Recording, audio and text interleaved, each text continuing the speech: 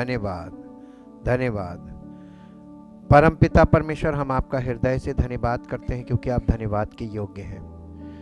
आदर और महिमा सब आपको देते हैं क्योंकि आप ही महिमा के योग्य और आदर के योग्य हैं। प्रभु, हम कुछ भी नहीं हैं आपके सामने और ना कुछ कर सकते हैं।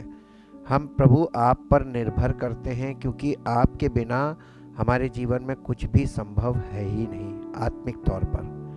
और यदि हम आत्मिक तौर पर जीवन नहीं पाते हैं तो शारीरिक जीवन हमारा क्षणिक है और हम शारीरिक जीवन में भी सर्वाइव नहीं कर सकते अगर हम आत्मिक तौर पर आपके साथ जुड़ते नहीं हैं और आपसे आत्मिक जीवन नहीं प्राप्त करते हैं। हम आपका धन्यवाद करते हैं आपके पवित्र वचनों के लिए और पवित्र आत्मा के लिए जो हमें जीवन देने के लिए कार्य करता है। प्रभु, हम आपका बहुत धन्यवाद करते हैं आपके प्रयोजन के लिए जो आपने रखा है। आपने कलीसिया को अब इसीलिए रखा है इस संसार में ताकि लोग जीवन पाएं और अनंत जीवन के वारिस बने, कलीसिया का में जुड़कर और कलीसिया के साथ जुड़ के परमानेंटली वहाँ पर उनका स्थान हो प्रभु, ताकि मसीह की देह का पार्ट बने और आपके पुत्र प्रभु यीशु मसीह के द्वारा अपने जीवन में जयवंत और फलवंत हो। धन्यवाद के साथ हम इस प्रार्थना को आपके इकलौते पुत्र प्रभु यीशु मसीह के नाम से मांगते हैं, आमीन। Praise the Lord. Word of God part 70 भाग है। God blessed us in Christ with every spiritual blessing in the heavenly realm. God परमेश्वर पिता ने हमें आशीषित किया है हम सबको। देखिए, ब्लेस्ड मी नहीं लिखा है, इंडिविजुअल ब्लेसिंग नहीं दी है। पहली बात जो मार्क करने वाली है, God never bless a individual person. First से पिता सब बच्चों को आशीष करेगा, एक को नहीं, ठीक। उसके बाद ये उसने हमें आशीष दी है तो मुझे नहीं दी है, हमें दी है। हमें का मतलब प्लूरल है। और कैसे दी है? इन क्राइस्ट, मसीह में दी है। सारी आशीषें उसने मसीह में रखी हैं। हमको कैसे मिलेगी? In Christ. When we are in Christ तो हम वो आशीषों के भागीदार हो जाएंगे, ठीक। उसके बाद विथ एवरी स्पिरिचुअल ब्लेसिंग, यानी सारी आत्मिक आशीषें दी हैं। और इन द हेवनली रेल्म, कहां पर रखी हैं वो आशीषें? इन क्राइस्ट, यानी मसीह कहां है? इन द हेवनली रेल्म, यानी स्वर्गीय स्थानों में। इफिसियों की पत्री 1 अध्याय उसका 3 पद। हमारे प्रभु यीशु मसीह के परमेश्वर और पिता का धन्यवाद हो कि उसने हमें मसीह में स्वर्गीय स्थानों में सब प्रकार की आत्मिक आशीष दे दी है। हमें मिली क्यों नहीं? हमको दो चीजों पर बहुत फोकस करना चाहिए। Every spiritual blessing God blessed us, but where? In Christ and in heavenly realm. अब यही दो बातों को अगर हम अब हम एप्लीकेशन पे चल रहे हैं। हम रोज आपको बताएंगे we are in the part of application. Meaning आपको बताई जा चुकी है हर चीज की। अब एप्लीकेशन वाला पार्ट है। एप्लीकेशन का मतलब क्या होता है? हमारे जीवन में वो कैसे लागू होगी? तो एप्लीकेशन में वर्क नहीं है, ये चीज हम बराबर बोलते आए और बार बार बोलेंगे और वचन से ये चीज प्रकट भी होगी, स्पष्ट भी होगी। मसीह में हमें आके फिजिकली कुछ नहीं करना है, लेकिन जो फंक्शन लिखा है उस फंक्शन के लिए हमें अवेलेबल तो होना ही होगा, ठीक। एप्लीकेबल तो परमेश्वर करेगा हमारे जीवन में। अप्लाई कौन करेगा? परमेश्वर अप्लाई करेगा। हमको सिर्फ हाजिर होना है, ठीक। तो स्पिरिचुअल लाइफ में हम कुछ नहीं कर सकते, लेकिन हमारी प्रेजेंस, फिजिकल प्रेजेंस, तो परमेश्वर का आत्मा काम करेगा। तो एप्लीकेशन शुरू होगा। इन क्राइस्ट को हम समझेंगे। What is the meaning of in Christ? In Christ means, यूहन्ना रचित सुसमाचार 15 अध्याय उसका 1 से 10 पद पढ़ेंगे और समझेंगे कि इन क्राइस्ट का मतलब क्या होता है। यीशु मसीह कह रहा, सच्ची दाखलता मैं हूं और मेरा पिता किसान है। तो यीशु मसीह क्या है? दाखलता है, और किसान कौन है? पिता। तो मालिक कौन हुआ? पिता। मेरा पिता किसान है, जो डाली मुझ में है और नहीं फलती, यानी कौन? पिता। पिता जो डाली मुझ में है, those who are in Christ and not bear fruit, जो फलवंत नहीं होते हैं। ऐसे भी लोग मसीह में हैं जो फलवंत नहीं होते हैं, उन्हें पिता काट डालता है। और जो फलती है, those who are in Christ and fruitful, कौन? तो एक को काटता है और एक को छांटता है। तो कटनी छटनी दोनों कहां होती है? In the body of Christ. जी, ताकि और फले। यीशु मसीह कह रहा है, तुम तो उस वचन के कारण जो मैंने तुमसे कहा है। यीशु मसीह कलीसिया के लोगों को शुद्ध कैसे ठहरा रहा है? जो वचन के द्वारा, जो वचन मैंने तुमसे कहा है उसके कारण तुम शुद्ध हो। जो कलीसिया के सदस्य हैं, जो कलीसिया में उनका स्थान है और रेगुलर हैं, अवेलेबल रहते हैं, वो शुद्ध होते हैं बिकॉज ऑफ द वर्ड। जी, अब यहां पर क्या कह रहा है? तुम मुझ में बने रहो और मैं तुम में। देखिए, यीशु मसीह, पवित्र आत्मा आप में है तो मसीह का आत्मा है, वो आप में बना हुआ है। लेकिन क्या आप मसीह में हैं?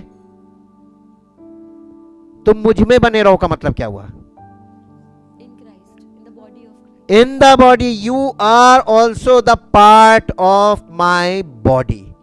तुम मेरे देह में बने रहो और मेरा आत्मा तुम में बना रहेगा। जी, जैसे डाली क्यों? देखिए, एक्सप्लेन कर रहा है कैसे। जैसे डाली यदि दाखलता में बनी ना रहे का मतलब दाखलता में डाली कैसे बनी रहती है? जुड़ी रहती है, उसके साथ अटैच्ड है। और अगर वो अटैच ना रहे, काट दी जाए, तो क्या होगा? तो डिपार्ट होकर कुछ नहीं कर सकते आप। बॉडी ऑफ क्राइस्ट से अलग होके इंडिविजुअल कैपेसिटी में आप कुछ नहीं है। यही तो यहाँ पे सिखा रहा है। जी, बनी ना रहे तो अपने आप से नहीं फल सकती। तो अपने आप से फल नहीं सकती। वो क्यों नहीं? लोग जो मसीह में है और नहीं फल रहे हैं, इसका मतलब अब आपको समझ में आ गया होगा कि वो बॉडी ऑफ क्राइस्ट का पार्ट नहीं है। But they believe in me, they have the Holy spirit. उन्हें पवित्र आत्मा मैंने दिया है, लेकिन वो बॉडी का पार्ट नहीं बने। और वो कैसे कट गए? कई बार ये काम हम खुद करते हैं, अपने आप को काट लेते हैं, और कई बार पिता काटता है। इसके दो स्टेजेस हैं। जी, वैसे ही तुम भी यदि मुझ में बने ना रहो तो नहीं फल सकते। अब फलवंत क्यों नहीं हो सकते? कहां नहीं बने रहेंगे? In the body of Christ. मसीह में बने रहने का मतलब बॉडी ऑफ क्राइस्ट। जी, मैं दाखलता हूँ, तुम डालियां हो, जो मुझ में बना रहता है, और मैं उसमें वो बहुत फल फलता है, क्योंकि मुझसे अलग होकर, यानी मेरे बॉडी ऑफ क्राइस्ट से अलग होकर तुम कुछ नहीं कर सकते। ये चैलेंज हमारा नहीं है, ये यीशु मसीह का चैलेंज है, हमारे लिए भी है, ये सबके लिए है। जी, यदि कोई मुझ में बना ना रहे तो वो डाली के समान फेंक दिया जाता और सूख जाता और लोग उन्हें बटोर कर आग में झोंक देते हैं और वो जल जाती है। यदि तुम मुझ में बने रहो और मेरा वचन तुम में बना रहे। तो वचन आपको मिलेगा कहाँ? इन द बॉडी ऑफ क्राइस्ट। यदि तुम मुझ में बने रहो, यानी बॉडी ऑफ क्राइस्ट में बने रहो, और मेरा वचन तुम प्राप्त करते रहो और वचन में बढ़ते रहो। ये कहने का मतलब है, तो जो चाहो मांगो और वो तुम्हारे लिए हो जाएगा। मेरे पिता की महिमा इसी से होती है कि तुम बहुत सा फल लाओ, तभी तुम मेरे चेले ठहरोगे। और आप बिना मसीह के, बिना बॉडी ऑफ क्राइस्ट का पार्ट बने फल नहीं ला सकते। जी, जैसा पिता ने मुझसे प्रेम रखा वैसा ही मैंने तुमसे प्रेम रखा। ग्रेट कमांडमेंट आ गया। जैसे पिता ने मुझसे प्रेम रखा वैसा ही मैंने तुमसे प्रेम रखा। मेरे प्रेम में बने रहो। यदि तुम मेरी आज्ञाओं को मानोगे तो मेरे प्रेम में बने रहोगे। यीशु मसीह ने भी कंडीशन रखी है, यदि तुम मेरी आज्ञाओं को मानोगे तो मेरे प्रेम में बने रहोगे। जैसा कि मैंने अपने पिता की आज्ञाओं को माना है और उसके प्रेम में बना रहता हूँ। ये इंग्लिश में पढ़ दो बेटा जल्दी से। I am the true wine, and my father is the vine dresser. Any branch in me that does not bear fruit, that stops bearing, he cuts away, trims off, takes away, and he cleanses and repeatedly prunes every branch that continues to bear fruit, to make it bear more and richer and more excellent fruits. You are cleansed and pruned already because of the word which I have given you, the teachings I have discussed with you. Dwell in me and I will dwell in you. ये conditional है, ये relationship conditional है। अगर तुम मेरी देह में बनो रहोगे तो मैं तुम्हारे जीवन में बना रहूंगा। यदि तुम मेरी देह का पार्ट नहीं बनोगे तो थोड़े दिन बाद वो तुम बुझ जाओगे। जैसे कोयले को अंगीठी में है, सब लोग आपस में सब एक साथ हैं, लहक रहा, एक कोयला निकाल के किनारे रख दीजिए, अकेला लहकेगा? वही हालत होती है। ये एकदम साइंटिफिक है जी। Live in me and I will live in you. And I will live in you. Just as no branch can bear fruit of itself without abiding in being vitally united to the vine. Neither can you bear fruit unless you abide in me. I am the vine. You are the branches. Whoever lives in me and I in him bears much fruit. However, apart from me, cut off from vital union with me, you can do nothing. If a person does not dwell in me, he is thrown out like a broken off branch and withers. सूख जाता है, मुरझा जाता है। Such branches are gathered up and thrown into the fire and they are burned. If you live in me, abide vitally united to me. देखिए इसको answer दे रहा, खोल के बता रहा, abide vitally united to me and my words remain in you. और मेरा वचन ताजा बना रहे तुम्हारे अंदर। जब आप कलीसिया में बने रहेंगे, अपडेटेड रहेंगे, तो वचन भी आप में अपडेटेड रहेगा जी। And continue to live in your hearts. Ask whatever you will and it shall be done for you. When you bear much fruit, my Father is honored and glorified. And you show and prove yourselves to be true followers of mine. I have loved you, I have loved you, just as the Father has loved me. Abide in my love. Continue in His love with me. यानी पिता के प्रेम में मेरे साथ मिलकर बने रहो. When we are united, when we are gathered in the body of Christ, तो हम सब मिलकर मसीह से प्रेम करते हैं और मसीह के साथ हम पिता से प्रेम करते हैं. ये यूनिटी बहुत काम की होती है जी. If you keep my commandments,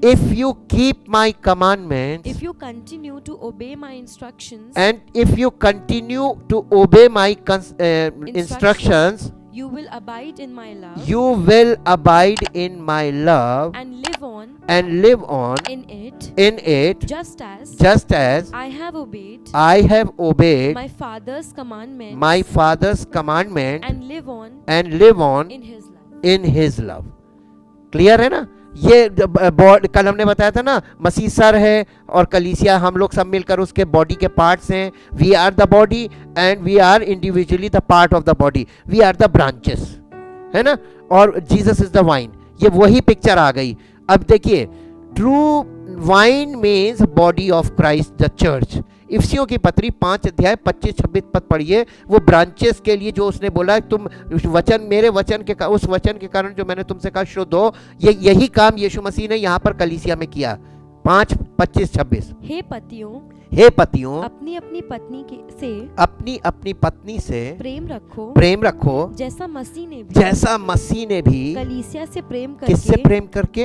कलीसिया से प्रेम करके अपने आप को उसके लिए दे दिया. किसके लिए? कलीसिया के लिए दे दिया कि उसको वचन के द्वारा जल के स्नान से शुद्ध करके पवित्र बनाए. तो कलीसिया को जल के स्नान से मतलब bye the word, living word, spoken word. जब आप यहाँ पर आते हैं और वचन सुनते हैं, ये पिता पुत्र पवित्र आत्मा कार्य कर रहे हैं, आपको शुद्ध कर रहे हैं और आपको तेजस्वी कलीसिया बनाना मांग रहे हैं. इंग्लिश में पढ़ दो बेटा. Husbands, love your wives as Christ loved the church and gave himself up for her so that he might sanctify her, having cleansed her by the washing of water with the word. ये मसीह ये काम करता है खुद, है ना. तो हाजिर तो होना है ना, आपको करना कुछ नहीं है, लेकिन आपका यहाँ पर उपस्थित होना, आपका मसीह से प्रेम करना, पिता से प्रेम करना, वो आज्ञा मानना, यही आपका काम है. और इतना ही नहीं हो लोग करना मांगते, फिजिकली बहुत से एक्ट्स कर रहे हैं, ये होने नहीं थे, ये गलत है. रोमियो की पत्री 8 अध्याय 1-4.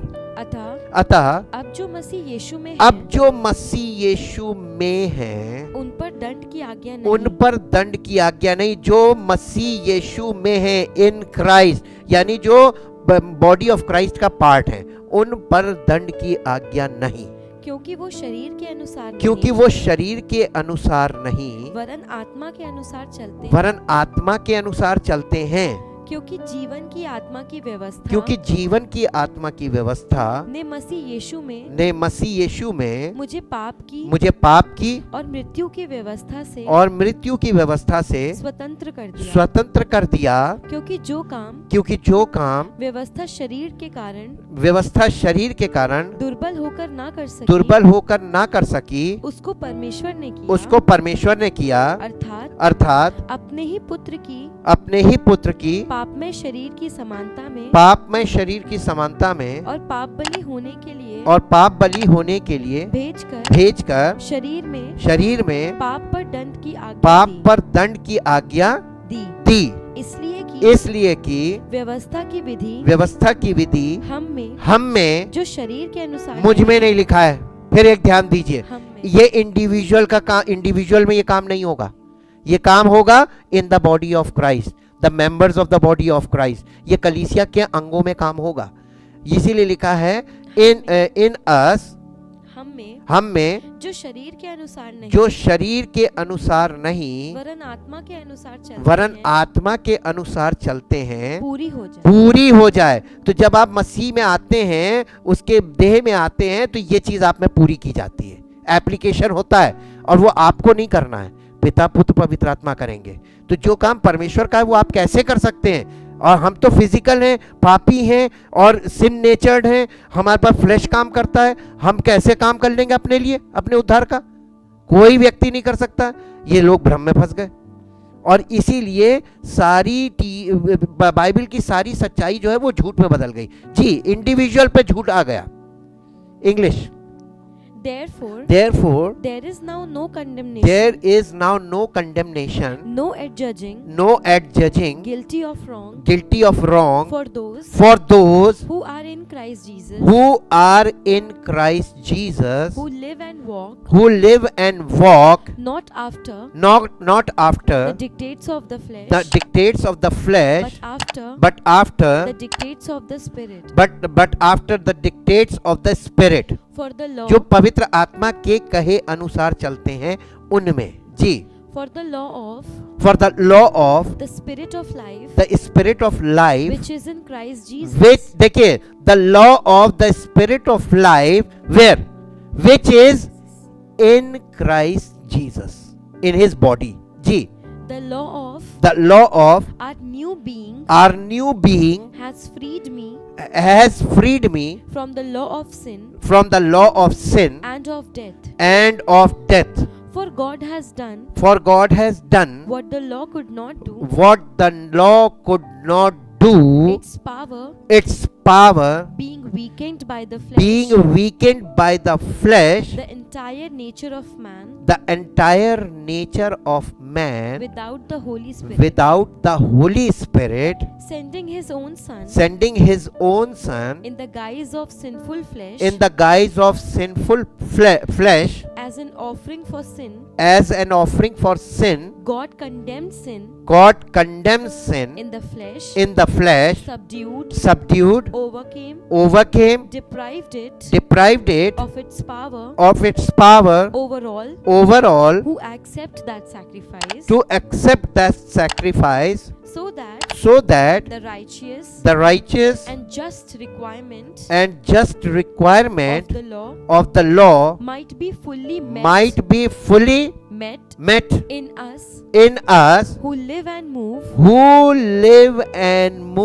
not in the ways of the flesh, but in the ways of the Spirit, our lives governed not by the standards and according to the dictates of the flesh, but controlled by the Holy Spirit. Holy Spirit के द्वारा कहां से driven होंगे? In the body of Christ, not by the dictate of the flesh. आप अपनी बुद्धि से Holi spirit को फॉलो नहीं कर सकते। इसीलिए तो कलीसिया की स्थापना हुई थी। हमने जितने भी क्वेश्चन उठाए, अगर सब कुछ आप ही को करना था तो फिर मसीह का आना, मरना, पुनरुत्थान, पवित्र आत्मा का आना, परमेश्वर का वचन, ये सब बेकार था। सब कुछ अपने मन से कर लो। लेकिन ये अब हम आपको एक मास्टर लाइन देते हैं अभी आगे बढ़ने से पहले। मसीहत डूज पर डिपेंड नहीं है। Dos is always from flesh. मसीहत डिपेंड है what God already done for us. Church is based on the done work of God, not the dos and don'ts. आपके किए से कुछ नहीं होगा, करके देख लो, पीढ़ियों ने करके देख लिया, कुछ नहीं हुआ। आपको उस किए पे विश्वास करना पड़ेगा। परमेश्वर ने आपके लिए क्या किया है, कहां किया है, कैसे किया है, आपको उसको फॉलो करना पड़ेगा। सिंपल चीज है, आपको आज्ञा माननी पड़ेगी। जैसा परमेश्वर ने नियम बनाया है, जैसा परमेश्वर ने तरीका बनाया है, जैसा उसने डिजाइन किया है, आपको उस डिजाइन में आना पड़ेगा। जो नहीं आएगा, इंडिविजुअल कैपेसिटी में कुछ नहीं होगा। अब आगे चलते हैं। ये तो था body of Christ, the church. Branches means members of the body. Romeo की पत्री 11 अध्याय 13 से 24 पढ़ के देखिए। मैं तुम अन्य जातियों से, पौलुस कहने लगा मैं तुम अन्य जातियों से ये बातें कहता हूँ जबकि मैं अन्य जातियों के लिए प्रेरित हूँ तो मैं अपनी सेवा की बढ़ाई करता हूँ। पौलुस बड़ा खुश हो रहा था जी, ताकि किसी रीति से मैं अपने कुटुंबियों में, ये किसकी बात कर रहा है? ये ज्यूइश था, यहूदी था। अपने कुटुंबियों के मतलब यहूदियों की बात कर रहा है। किसी तरीके से मैं अपने कुटुंबियों में जलन उत्पन्न करवाकर उनमें से कई एक का उद्धार कराऊं। क्योंकि जब उनका त्याग दिया जाना जगत के मिलाप का कारण हुआ तो क्या उनका ग्रहण किया जाना मरे हुओं में से जी उठने के बराबर ना होगा।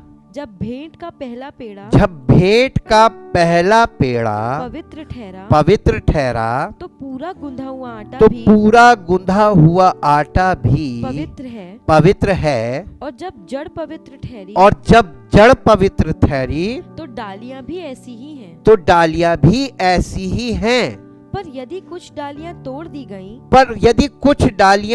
दी गईं और तू जंगली जैतून होकर, ये कौन है? तू जंगली जैतून होकर, ये कौन है? अन्य जाति क्या है? जंगली जैतून, यानी against the nature of Christ, apart from the promises of Christ. अभी आपको ये समझ में, जब अभी इंग्लिश में जाएंगे ना, अभी आपको ये सब क्लियर हो जाएगा। जितना भी पढ़ा, अभी आपको कुछ नहीं समझ में आया, हम आपको पहले ही बता रहे हैं, हिंदी में नहीं आएगा समझ में जी। जब तू जंगली जैतून के समान उनमें साटा गया, किसमें? ओरिजिनल जैतून में साटा गया, और जैतून की जड़ की चिकनाई का भागी हुआ है। तो डालियों पे घमंड ना करना। और यदि तू घमंड करे डालियों पे, तो जान रख कि तू जड़ को यानी डाली जड़ को नहीं संभाल रही है, परंतु जड़ तुझे संभालती है। आपको जीवन जड़ से मिलेगा कि डाली से जीवन मिलेगा जड़ को? यानी हम नहीं है तो मसीह कुछ नहीं कर सकता, ये मत सोचना। ये उल्टा सोचो कि वो नहीं तो हम कुछ नहीं कर सकते, उसके बिना हम कुछ नहीं है। लेकिन संसार में ऐसे लोग खड़े हो गए इंडिविजुअल कैपेसिटी में, जो ये सोचते हैं कि अगर हम नहीं होंगे तो ये नहीं होगा, हम नहीं जाएंगे तो ये नहीं होगा। ये उस पे बात की जा रही जी। फिर तू कहेगा डालियां इसलिए तोड़ी गई कि मैं साटा जाऊं। ठीक है। वे तो अविश्वास के कारण तोड़ी गई, परंतु तू विश्वास से बना रहता है। इसलिए अभिमानी ना हो, घमंड मत कर, परंतु भय मान, क्योंकि जब परमेश्वर ने स्वाभाविक डालियों को ना छोड़ा तो तुझे भी ना छोड़ेगा। वो सबके लिए एक ही सा है जी। इसलिए परमेश्वर की कृपा और कड़ाई को देखिए, उसकी कृपा भी देखो और उसकी कड़ाई भी देखो। कभी ये मत सोचना कि परमेश्वर जो कृपालु है और दयालु है वो कड़ाई नहीं करेगा। उसने अपने बेटे के जीवन में करके दिखाया है। कैसे? जो उसने अपने बेटे को कोड़े लगवाए और ऐसी भयानक मौत मरवाया है, शायद कभी किसी बाप ने अपने बेटे को ऐसे नहीं मरवाया होगा। उसकी कड़ाई को भी देख लो, वो छोड़ेगा नहीं। उसके साथ खिलवाड़ कर रहे हो, उसके प्रेम के साथ, उसके पुत्र के साथ, उसके लहू के साथ, छोड़ेगा नहीं जी। जो गिर गए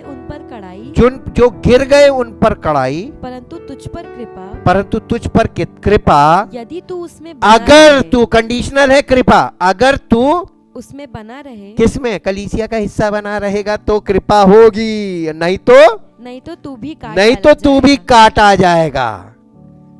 वे भी यदि अविश्वास में ना रहे, जो काट दिए गए वे भी यदि अविश्वास में ना रहे तो साटे जाएंगे, क्योंकि परमेश्वर उन्हें क्योंकि परमेश्वर उन्हें फिर साट सकता है। क्योंकि यदि तू उस जैतून से जो स्वभाव से जंगली है काटा गया और स्वभाव के विरुद्ध अच्छे जैतून में साटा गया, तो ये जो स्वाभाविक डालियां हैं अपने ही जैतून में क्यों ना साटे जाएंगे। आपको ये कहानी कुछ समझ में नहीं आई होगी, और अगर किसी को आई होगी तो थोड़ी बहुत आई होगी। बेटा इंग्लिश में आ जाओ, इंग्लिश में देखो कितना क्लियर है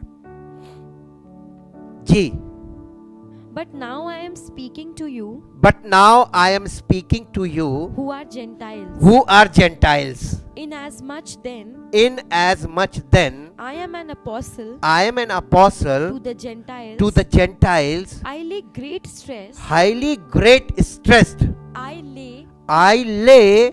stress great stress on my ministry and magnify my office in the hope of making my fellow Jews jealous in order to stir them up to imitate, copy and appropriate, and thus managing to save some of them. For if their rejection and exclusion from the benefits of salvation were overruled for the reconciliation of a world to God, what will their acceptance and admission mean? It will be nothing short of life from the dead. Now, if the first handful of dough offered as the first fruit Abraham and the patriarchs, ये पहला पेड़ा कौन था? Abraham and the पेट्रियार्क्स, उसके बेटे यानी Isaac और याकूब, ये तीन, ये था पहला पेड़ा जी। is consecrated holy, so is the whole mass, the nation of Israel. For if the root Abraham is consecrated, so are the branches. ये ब्रांचेस कौन हो गए? ये इज़राइल द नेशन है, ये स्वाभाविक ब्रांच कह रही है, हाँ, और इसकी जड़ है Abraham ji. But if some of the branches were broken off while you a wild olive shoot were grafted in among them to share the richness of the root and sap sap of the olive tree. Do not boast over the branches and pride yourself at their expense. If you do boast and feel superior, remember it is not you that support the root, but the root that supports you. You will say then branches were broken off so that I might be grafted in. That is true. But they were broken off because of their unbelief, their lack of real faith, the lack of real faith, and you are established through faith because you do believe. So do not become proud and conceited, but rather stand in awe and be reverently afraid.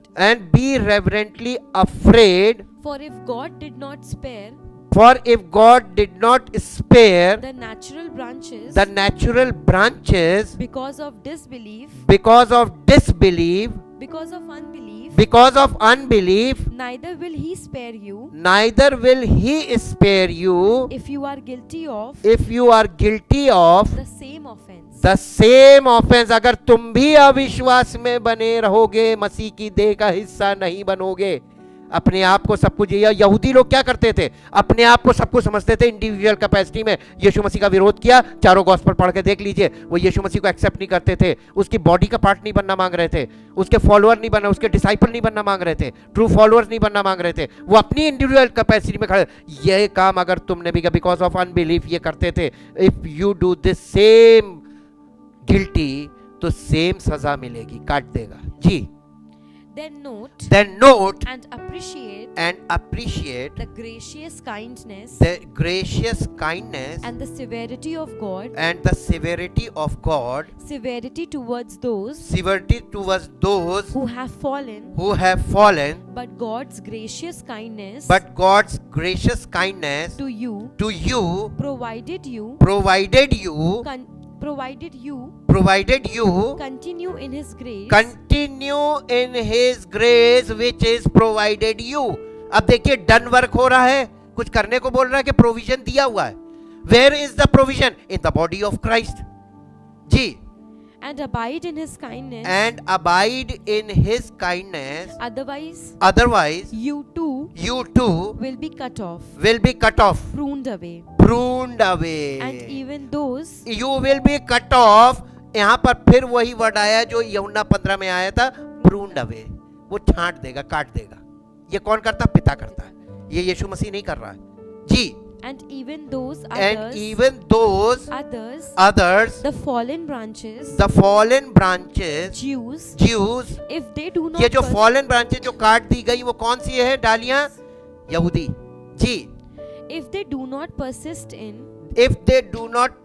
in clinging to their unbelief will be grafted in, अगर वो अविश्वास में बने ना रहे, वापस मसीह को ग्रहण कर ले, कलीसिया का हिस्सा बन जाए, वो उन्हें फिर से साट सकता है जी। for God has the power to graft them in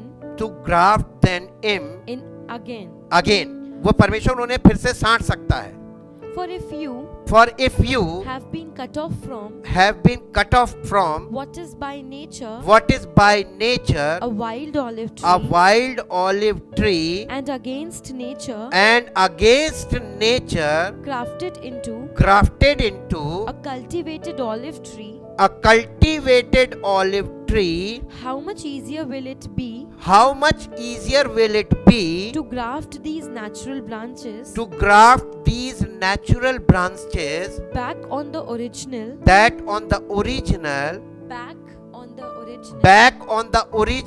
parent stock of their own olive tree।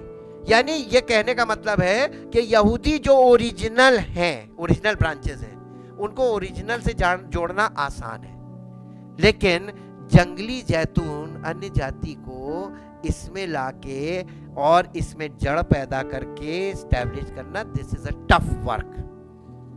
ये काम कौन कर सकता है? Only God the Son, God the Holy Spirit, God the Father, God the Son and God the Holy spirit.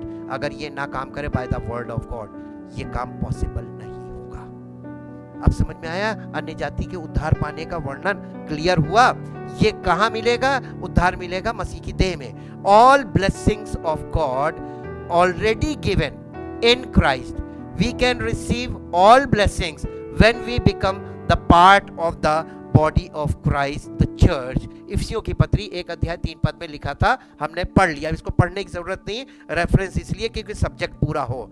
The phase heavenly realm, यानी ये phrase है heavenly realm और heavenly places is translated from the Greek word Puranios, Iporanios, meaning the sphere of spiritual activities। ये Greek शब्द से इसको translate किया गया है हेवनली प्लेसेस और हेवनली रेल्म। ये दोनों एक ही बातें हैं। इसका मतलब ये इपोरियनोस से ये इसका ग्रीक वर्ड है। अब आप स्टडी करना चाहे तो इस वर्ड को खोल के और लेक्सिकॉन में जाके स्टडी कर सकते हैं ओरिजिनल वर्ड क्या वहां पे लिखा हुआ है। यहाँ पे इसकी जगह वर्स में वो ये वर्ड है और इसका मतलब होता है sphere of spiritual activity. Sphere का मतलब होता है अ एरिया ऑफ स्पिरिचुअल एक्टिविटीज, जहां पे आत्मिक एक्टिविटीज हो रही हैं वो जगह। ये इसी को हेवनली रेल्म्स कहते हैं। Can refer to both. ये हेवनली रेल्म्स दो बातों को दिखाता है। Refer to both angelic and demonic activities, जहां पर स्वर्गदूत भी काम कर रहे हैं और जहां पर दुष्ट की शक्तियां भी काम कर रही हैं। ये दोनों चीजें वहां पर हैं। अब आपको कुछ समझ में आया कलीसिया क्यों जरूरी है? अभी भी नहीं समझ में आया तो कल और समझ में आ जाएगा। Why it is important to be a part of the body of Christ? Why it is important? Bible is very important. Jesus Christ, the Son of God, is very important. The sacrifice of Jesus Christ is very important. उसी के द्वारा हमें नया जन्म प्राप्त होता है. Holy Spirit is very important. और the body of Christ is very very important. यही हमारा प्रिजर्व प्लेस है जहां पे हमको वो सुरक्षित रखता है। इफिसियों की पत्री उसका पहला अध्याय 20 से 23 पद पढ़ेंगे। जो उसने मसीह में किया, जो उसने मसीह में किया, कि उसको मरे हुओं में से जिलाकर स्वर्गीय स्थानों में अपनी दाहिनी ओर सब प्रकार की प्रधानता और अधिकार और सामर्थ और प्रभुता के और हर एक नाम के ऊपर जो न केवल इस लोक में पर आने वाले लोक में भी लिया जाएगा बैठाया। किसको? यीशु मसीह एट प्रेजेंट कहाँ है? In the heavenly places, in the heavenly realm. लेकिन हेवनली रेल्म में एंजेलिक भी है और डिमोनिक भी है। दो शक्तियां वहां पे काम कर रही है। हमारी वहां तक पहुंच कैसे हो सकती है? हाउ कैन आई इंडिविजुअल यानी क्या बोलेंगे इसको, हाँ वहां तक उसकी एक्सेस कैसे होगी, वहां तक पहुंचेगा कैसे? क्योंकि यहाँ पर एंजेलिक और डिमोनिक आपको पहले पकड़ लेगा। हाँ, हवाई जहाज में बैठने पे लॉ ऑफ ग्रेविटी क्यों नहीं काम करता? कभी समझ में आया? नहीं आएगा। वैसे ही कलीसिया में हाजिर होने से एंजेलिक और ये डिमोनिक एक्टिविटीज आपके जीवन में नहीं काम कर पाएंगी। ये सभी समझ में आएगा जब हवाई जहाज में आपको ये पता चल जाएगा उसमें बैठने से पृथ्वी आपको नहीं खींचती, क्योंकि इसमें लॉ ऑफ ग्रेविटी काम नहीं करता। When you are in plane and when you are in Christ, ये दोनों एक ही चीजें हैं समझाने के लिए। आगे पढ़ना बेटा। और सब कुछ उसके पांवों तले कर दिया। किसके? यीशु मसीह के। सब कुछ, सारी शक्ति, सारे नाम, सब चीजों से ऊपर उसको बैठा दिया। हर यहाँ पर जो लिखा है ना, एंजेलिक और डिमोनिक दोनों एक्टिविटीज के, दोनों पावर्स के ऊपर कौन बैठा हुआ है? Jesus Christ. उसको बिठा दिया और उसे सब वस्तुओं पर शिरोमणि ठहराकर कलीसिया को दे दिया। ओहो, इंडिविजुअल को दिया। इंडिविजुअल बिलीवर को मिला कुछ कि बॉडी ऑफ क्राइस्ट को मिला? Jesus is the head of the body, not the individual. Always remember the importance of the church. जी, ये उसकी देह है और उसी की परिपूर्णता है जो सब में जो कलीसिया में हाजिर होते हैं सब में सब कुछ पूर्ण करता है। इसको इंग्लिश में पढ़ दो बेटा, very important. which he exerted in Christ when he raised him from the dead and seated him at his own right hand in the heavenly places far above all rule and authority, far above all rule and authority, and power and dominion, and power and dominion, and every name that is named above, every title that can be conferred, not only in this age and in this world, but also in the age and the world which are to come. and He has put all things he has put all things under his feet, and has appointed him the universal and supreme head of the church, a headship exercised throughout the church,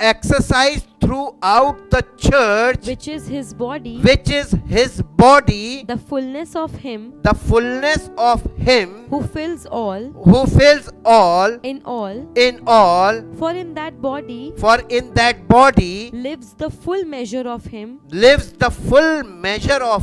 who makes everything complete, and who fills everything everywhere with himself. वो खुद करता है. Thank you father. पिता परमेश्वर, हम आपका धन्यवाद करते हैं कि आपने हमारे लिए कैसी योजना बनाई है और कैसा अच्छा सुरक्षित तरीका है प्रभु कि हम आप में सुरक्षित रह सकते हैं, आपके पुत्र में और आपके पुत्र की देह में जो कलीसिया है. और आप यीशु मसीह ने कहा था, I will build my church, मैं अपनी कलीसिया बनाऊंगा, उस पर अधोलोक के फाटक प्रबल. बिल्कुल सही बोला था, क्योंकि उसकी कलीसिया में अधोलोक की शक्तियां निष्क्रिय हो जाती हैं. हम पिता धन्यवाद करते हैं, चाहते प्रभु हर एक वचन के सुनने और समझने वाले पर अनुग्रह हो, और वो भी प्रभु मसीह की देह का हिस्सा बनकर उद्धार सिर्फ प्राप्त ना करे बल्कि मसीह की महिमा का कारण बने, और उस देह में मसीह की शोभा उसके द्वारा हो, और उसका नाम, मसीह का नाम उसके जीवन में महिमा पाए. धन्यवाद के साथ इस प्रार्थना को आपके इकलौते पुत्र प्रभु यीशु मसीह के नाम से मांगते हैं. आमीन. Praise the Lord.